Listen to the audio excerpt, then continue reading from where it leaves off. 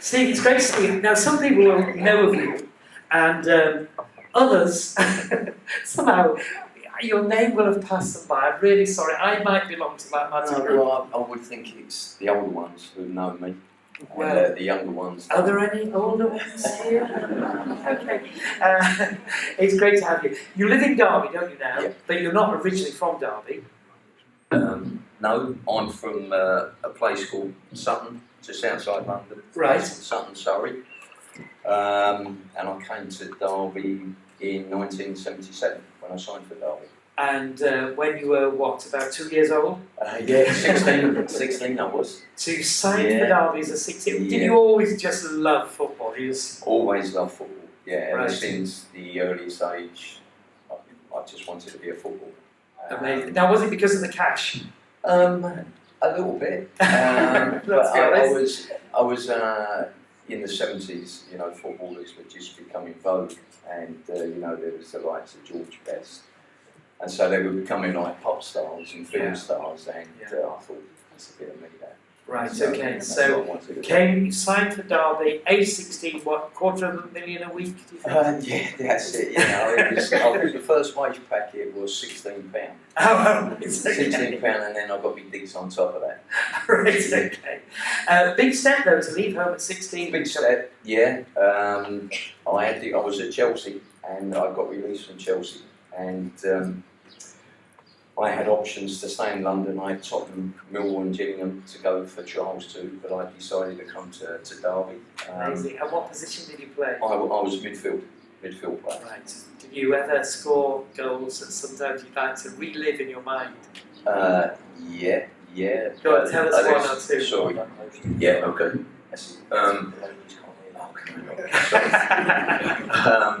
Probably no, I've relived more the ones I missed than Oh, really? the ones I scored. Yeah, Yeah. I think, most sports people. So if you have a bad game, say you miss, I don't know, a penalty. Supposing you miss a penalty. Do they have penalties in football? Yes, Yes, okay. Supposing you miss a penalty, I don't know, does it go over and over in your mind all night? You're kicking yourself, as it were? Yeah, unfortunately, it does tend to destroy your weekend. Right. You know, I've cancelled many a function with the wife when I've come home from a game, or was going out for a meal or that, just because I knew that I'd be bad company, and I just could not take the loss. Really? And mistakes, yeah. Really? And financially, do you, I don't know, do they put a bit extra in your pay packet if you get a penalty, for example? No, Doesn't work like that. no, I play for Derby. Yeah. So you don't work on commission? No, unfortunately Okay. not, no. Alright, so you came to Derby, and how long were you here? 77 till 82. 82 I left, yeah. And what happens, if I can use the phrase, do you start to get itchy feet? No, surplus to requirements. Yeah. Right, Yeah, okay. it was literally. I got a phone call from my wife. My wife worked at Royce's, and she phoned me up early in the morning. And she said, "Have you seen the back of the Sun?" Now, if any of you know what the Sun was like, I wondered what I'd done. She said, "There's 5 or 6 of you that have been put up for transfer," and that's how I found out. Really? My wife found out before me. Yeah, Because your wife was an avid Sun reader. no, I think the guys in Royce's were. Right, okay. Yeah, we went into training, and I'll never forget it. There was a portion of those who remember Rainsway where we used to train. In between the two pitches, there was a pitch park cordoned off for reseeding, and we was like standing there. It was like some meat in the market, really. And and then they told us after, so we found out via the newspaper. So it can be brutal at times. Oh, very much. It's an industry that is not nice. It's not a nice industry, and people obviously. You know, I don't want to, crush people. Oh no, do go on. It's a very tough industry. It's you're really a commodity. You know, unless you're playing well and you're winning and you're doing everything that they want, where they can earn some money from you, you are just a piece of meat. You're an asset that is high one moment and low the next, and you can be just moved on at any time. Although you have protection contractors. Yeah, nevertheless, there's many a young boy who says, I want to be a footballer, and you made it. Yeah. And went from Derby to where?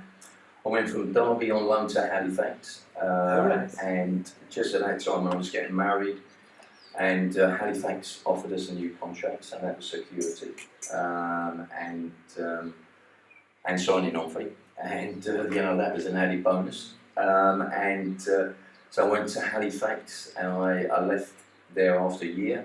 I was transferred to Chesterfield, and then I went to Hereford, then I went to York, then I went to Rotherham, then I went to Blackpool, and then I went back to Chesterfield. Did you get a feeling really that nobody wanted you? In actual fact, it was the other way. I was very fortunate that, that they bought me. They paid money for me. So each time you're getting a good transfer. Oh, yeah. right, okay. So, it's a short career. It was, it's a great career. It's a great job. It's a great job. So going back to Sutton in Surrey, for the first 16 years, were you brought up in a Christian family? Were you a church-going family? No, not at all. It was far removed from that. All my family were builders. They'd all come out of London during the war, and they'd moved out, and my dad started his business off. He had 4 brothers that all went on to have their own building company. Language was always colourful in our house. It was, my mum was a London girl who, she wasn't trying to come out with a few expletives herself. So I was always brought up with that, and I never heard, the only time I heard God mentioned was in school when we used to have assembly. Oh right, were they any good? No. And you look back now and you think, that's enough to turn people off. Yeah, well I'm sure it was a sort of inoculation against Christianity, was it? Yeah. So, but it was a happy home, was it? It wasn't an unhappy home. Youngest of 4 children. And, for those of us who were alive in the 70s and, growing up there were fun times. Yeah, 70s of course were 50 years ago. Yeah, the world was changing, and Dad's business was doing ever so well, so I was very fortunate to have a lot of things. So what is it then? So we'll come back to your football career and the impact that Christian faith made upon you, because what was it that sort of, was the trigger, the kick-start to even thinking about God and Christianity seriously? Really, really strange, because as I said, I had no input about, no one ever spoke about God or Jesus in our family. I distinctly remember laying in my bedroom as a child thinking, if I die, where am I going to go? And this is not a healthy thought to have as a 14-year-old child at the time. This kept going on, and I started to have an interest in a bigger being. There's got to be someone out there. And then I started to pray selfishly. Go on, what sort of prayers? Well, I'd pray that I could win a game of football, that I could play well. My brother, who was an atheist, he made it plain he was, and he said to me, "Why are you praying before a game?" But we won the tournament. We did win the tournament, okay. But there was nothing in that. So this started me on a journey, and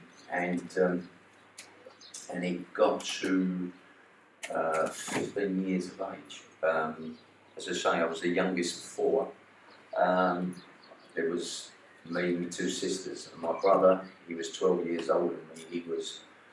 He played local football, just Sunday league football, and no one else in the family had ever really been a professional sportsman. My dad wasn't interested in football.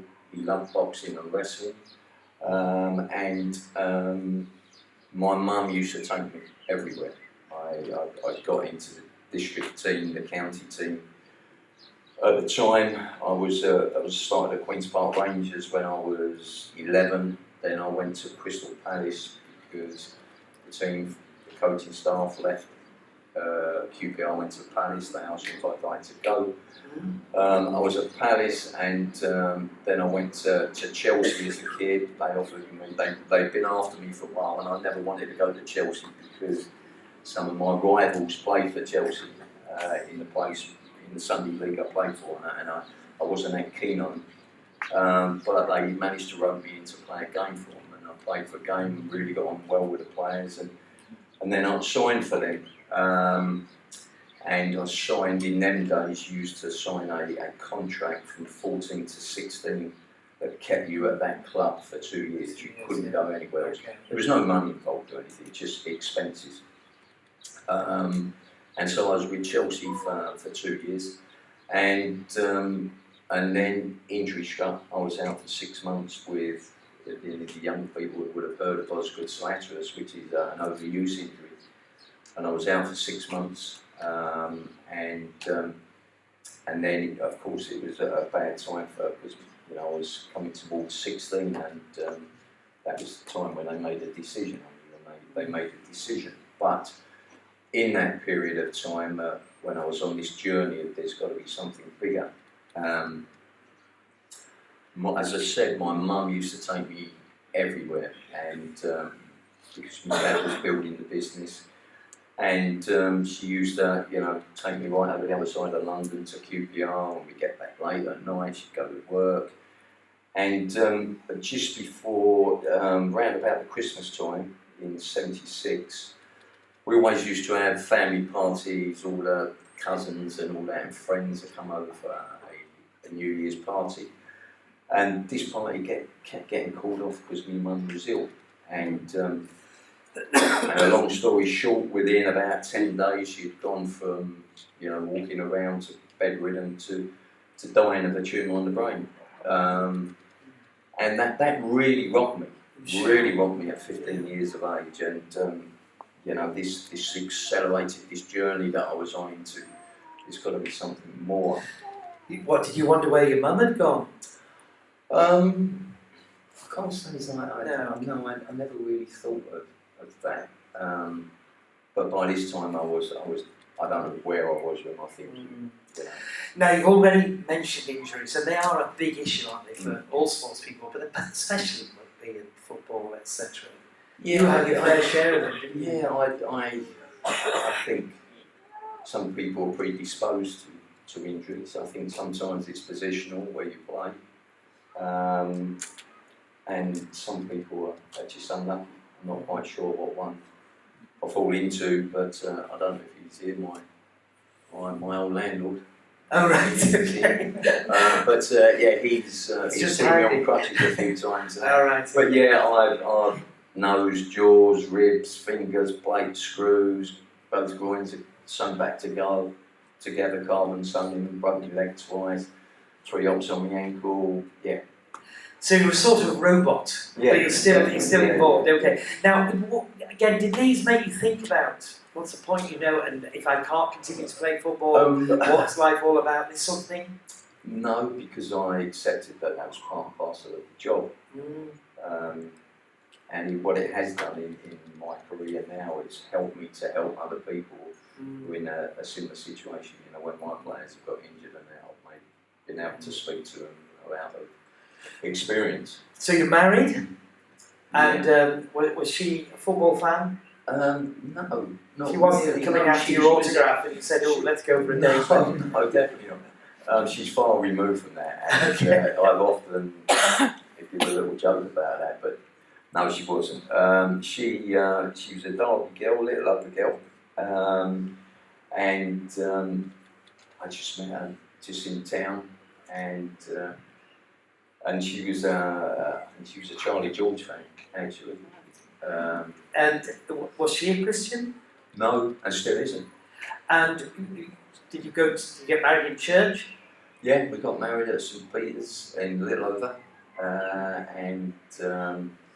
Yeah, that was 1982. We got married and we're still together, Mm. thankfully. And she copes with your injuries and everything? She bore the brunt, I think, yeah, and I look back and, I think I didn't afford her enough attention during them times, because the problem with being a sportsman, I don't know if there is any sports people, and there is, you'll identify what I'm going to say is, you're selfish. You have to be selfish, because, it's about you, what you do. I used to, and my kids joke about it now, it was like, don't go near Dad, he's got a gun. I just used to lock myself in a room and I'd read the paper, and I'm building up mentally for the game, so I'm not good to be around until I can get to the ground or on the coach, and then get in that dressing room and get stripped and I'm ready and the adrenaline's pumping and that, and get out on the pitch and you start to get it out of your system. And is it something special to go on the pitch and you've got thousands of fans? It's fantastic, yeah, it is. I think the greatest one for me was my debut for Derby. I only played, I think it was 11 times for Derby. But my debut was at Tottenham away, and the old White Hart Lane, and if you're old enough to remember that World Cup, the previous, I made my debut in '79, I think it was. In '78, Argentina won the World Cup. I was on holiday with my friends down in Hastings in a caravan, and then that was in June, and then in, I think it was February, March, I made my debut against two of the players who had been playing in the World Cup final, and it was such a surreal experience. I was playing against Ozzy Ardiles and Ricky Villa and Glenn Hoddle as well. That was their midfield, so a fantastic midfield. And Tommy Docherty was the manager, and we was getting on the coach, and the doc said to me, he says, "You're starting tonight." And that's unbelievable. Do you think those guys are saying tonight, I once played against Steve Springsby? And it was a wonderful day, but I couldn't get near it. They were, you think you're good, and I'm sure, because we all do it. You Derby fans, you'll sit in the stands and you'll say, he's rubbish. Again, what's he doing there? But listen, when you play against these players, you have an appreciation of what they're like. I was just chasing shadows for 90 minutes. Their speed of thought, their technical ability. In actual fact, the year after I played against Tottenham again, I'd come on a sub, and the manager, Colin Addison, said to me then, he said, "I want you to go and do a man-to-man marking job on Glenn Hoddle." Now, if any of you know how good Glenn Hoddle is, what a task that was. And I never forget, I was running by the side of him, he rolled his foot that way over the top of the ball, took it that way, crossed it, and I carried on running. I mean, it was that good. And he actually said to me, in a colourful language, about would I like to get these shorts with him, so I was that close to him all the time. But I didn't really make a tackle with him, he was too good. It was fantastic. Amazing. So how was it eventually, all the questions about, what's life about, where do you go when you die, and the tragedy about your mum, etc. How was it eventually it brought you to faith in Christ? Well, as I said, I was 15 years of age, and this sent me into a dark place as a child. I was on tablets to help me, and my friends subsequently have said to me, years down the line, they said we didn't recognise it. And they all knew my mum as well, which was nice, and they had sympathy for me. But I started, my auntie, she worked with a lady who was a Christian, and she brought me a Bible round, which was very nice of her. Was this your mum's sister? No, it's my dad's sister. Okay. Yeah. And I read it, and I must confess, I didn't understand a lot of it. But so this was the start of the journey, and I think I got religion because I had no one to guide me. I had a perception, and I'm sure if there's anybody here who's not a believer, that if you're a Christian, you've got to be a square. You know, you're some kind of nerd if you're a Christian. And that was my thought. I thought, I can't be cool and be a Christian. You know, so I changed my hairstyle. And it was summer of '76, and it was boiling. It was boiling for about 5 or 6 weeks. And I used to go to school with my blazer on, a shirt and a tie done up, and shoe polished. I was immaculate. I was so kitted out for school. It was unbelievable. But because I thought, I have to do things right. If I'm going to think about this. And I started staying after school, picking rubbish up off the playground and the classroom, and I could see the teachers looking at me, what's happening? And I'm putting chairs on the desk. But this was religion. I thought, I've got to start ticking these boxes. And, guys, I must confess, I used to read the Sun. But I stopped reading the Sun because I knew the content in there. And I thought, I can't do that if I'm going to be a Christian. And also, I started to read the Times. But I couldn't pick the Times up. It's smaller now, but it used to be a spreadsheet. You know, I was all over the shop with it. So you're doing these because you sort of thought, oh, this is what a I Christian think would do. this is the boxes you have to tick. And I remember my dad, bless him, he wasn't a very patient man. And I used to think, well, I've got to pray for X amount of time, I've got to read the Bible. And he'd be sitting in the car waiting for me. And I can hear him now tooting his hoots and that. Are you coming? Are you coming? And I had religion bad. Were you going to church? Yes, I was going to church, and it was a Pentecostal charismatic church. But I was coming home and I didn't have anyone to bounce off. There was a couple of guys at church that took me under their wing and helped me. And I used to write all these questions down. But I didn't have anything at home. And I look back now and I was like a lone voice. You know, the family could see what was happening to me, that I'd got this religion. I think they was expecting me just to go off to a commune at any time. Become a monk. Yeah. And because, you know, I'd stopped reading the Sun and I started behaving different ways, and somebody's brother that they had was becoming someone else. And I look back now and it wasn't healthy. No, not at all. But how did you actually come then to the point where you put your trust in Jesus Christ? Well, so this is at 15, so I left home and I got geared up to come to Derby, and the club put us in Normanton, and there was 4 of us in one house in Normanton. And I'm sharing a house with a lad from London and I knew from Chelsea. He had signed at the same time as we. And a lad from Ireland. I beg your pardon, there was 3 of us. And I thought, how am I going to start reading the Bible with these here, you know? And it seemed very cool, and you know, going into the dressing rooms and you know, that wasn't the done thing. And because I stopped reading my Bible and this, I never made a real commitment in the church down home. I was dipping my feet in. I was testing it. And then I come to Derby and you know, I'm now 16, 17 years of age. And I remember the bus used to stop outside Jimmy's. Anyone remember Jimmy's, St James's Hotel? And I got offered a pint of lager and lime for the first time. And I thought, quite like that. And then I started to engage more in what the world would offer than what I felt the church could offer, because I didn't know much about the church. I didn't have an understanding of faith and Christianity. I'd been there, but I was a participant without any real meaning.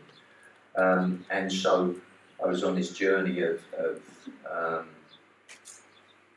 just veering away, and met a wife, and we had children, and And I kept having this feeling all the time that you've got to go back.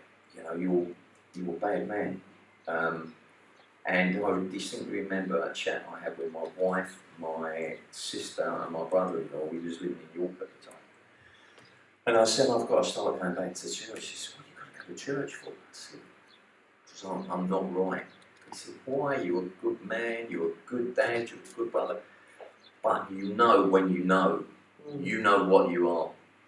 You look in the mirror, and when you don't like that person looking back at you, you have a problem. And I hadn't done anything really bad, but I had this, and since becoming a Christian, I know that it was the Holy Spirit convicting me. God Himself convicting you. Yeah. And I've since heard him described as the hound of heaven. So if any of you on a journey, don't be foolish like me and keep trying to run away, because none of us know when that time will come when you won't get a second opportunity.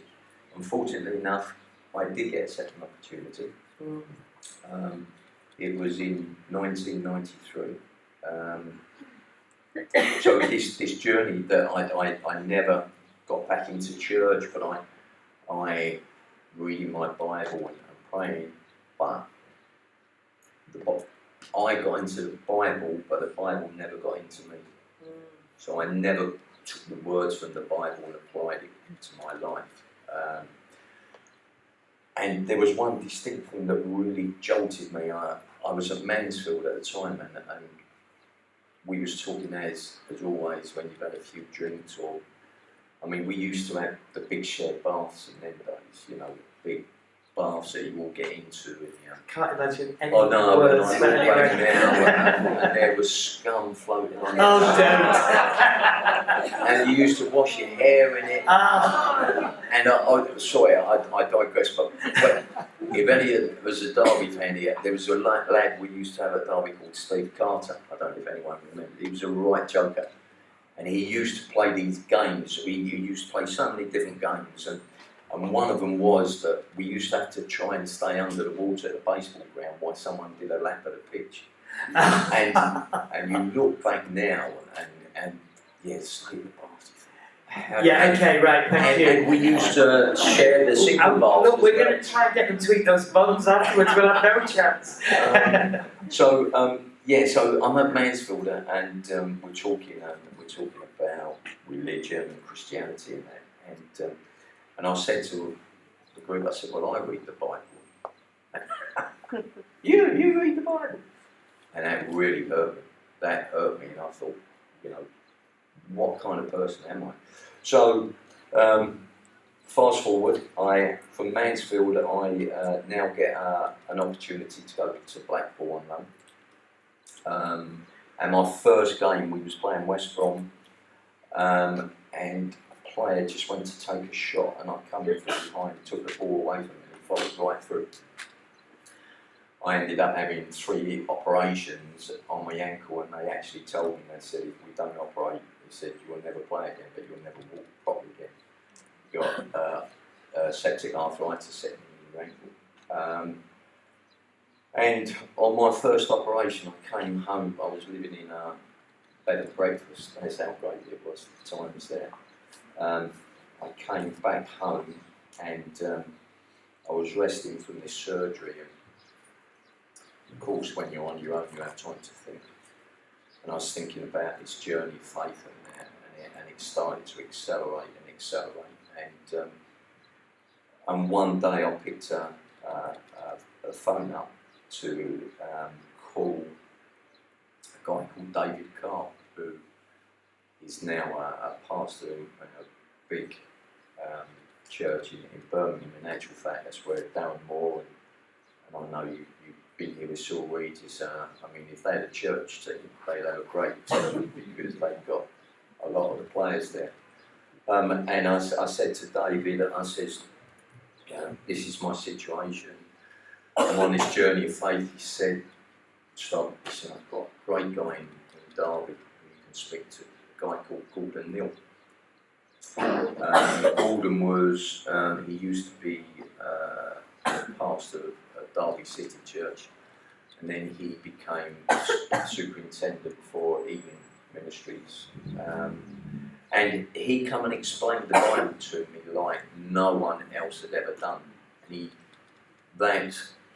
the notion of it was just stripped away completely, because I started hearing about that God didn't demand anything. He just, all I needed to do was believe.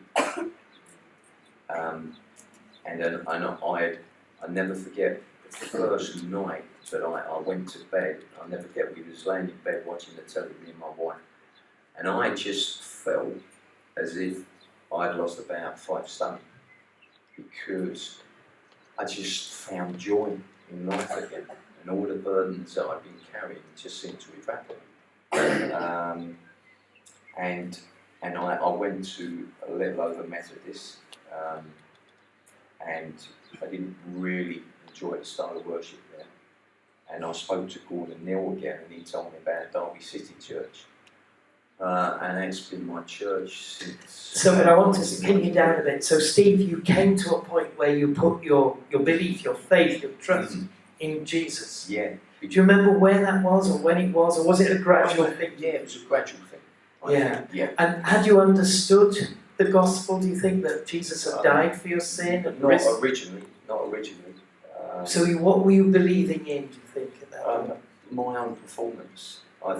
When you were putting your belief in God, what were when you? I believed in God, I found that all that stuff I'd been carrying, I realised that it was taken from me on the cross. And that's why I say I felt that I'd lost all this emotion and baggage that I was carrying around, and I became free. I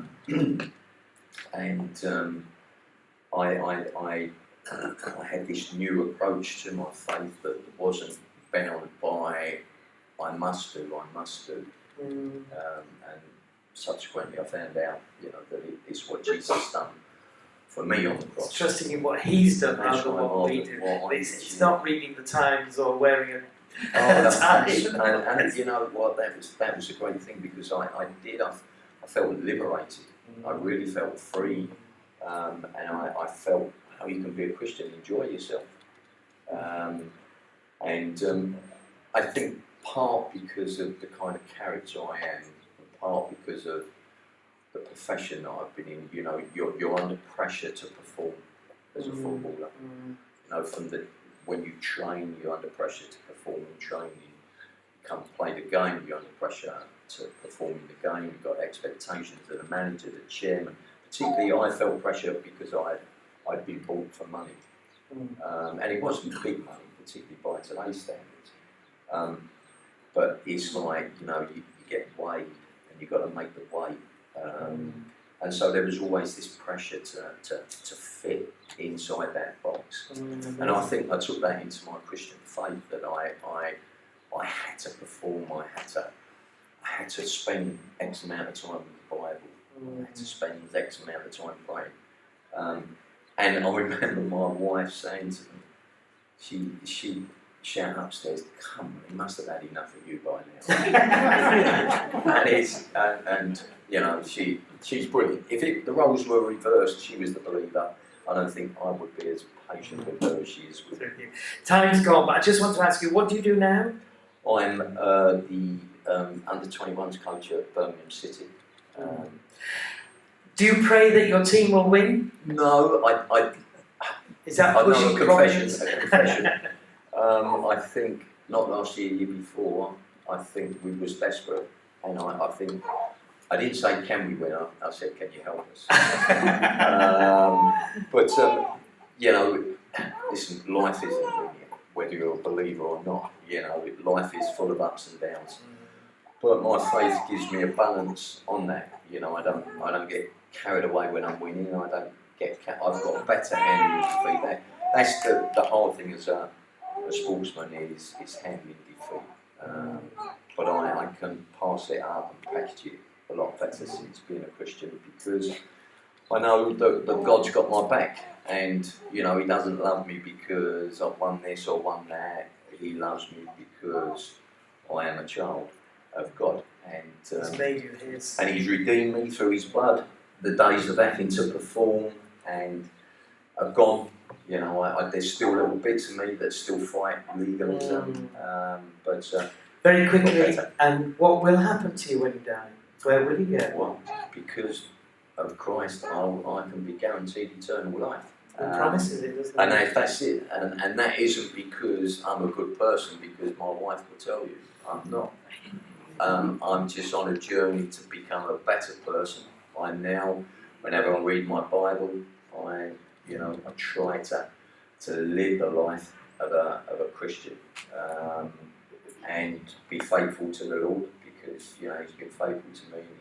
He's blessed me, and I'm talking bless me with a lovely family, lovely children, a job I love, and the great thing is that I'm impacting other people's lives, because I work with young players, and I have a wonderful privilege of shaping them not just as footballers but young people. Yeah. And we all know if you've got children in the teenage years, that's hard, and some of these boys, they're earning good money, and they've got.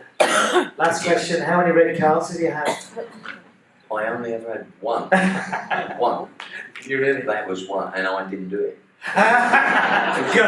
It was a mistaken identity. Yeah, do we believe him? Let's give him a round of applause.